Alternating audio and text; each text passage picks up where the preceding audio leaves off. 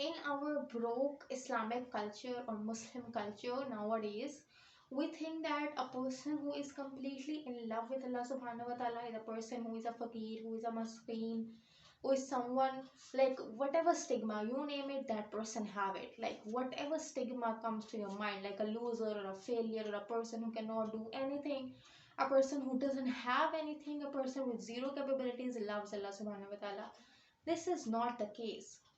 A person who loves Allah subhanahu wa ta'ala has this world also and the world hereafter also in his hands. Why? Because he is fulfilling the commands of Allah subhanahu wa ta'ala by living his life in such a way that he is fulfilling every single thing, every single commandment that has been given to him. And he is also living his life as well. He is not surviving, he is not just eating like 3 times a day.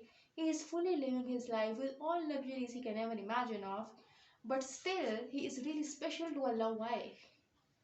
Because he is following every single commandment that has been bestowed on him.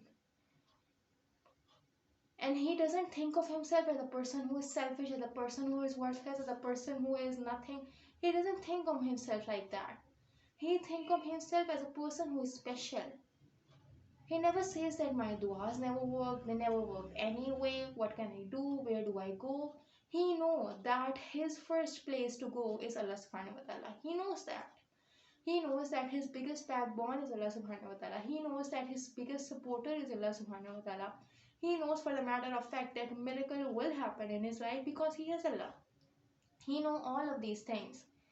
And a person who is fully content within, a person who is fully like poised within, he knows that he will be going to live a very happy life, a happy life with peace, a happy life with contentment, a happy life with joyfulness.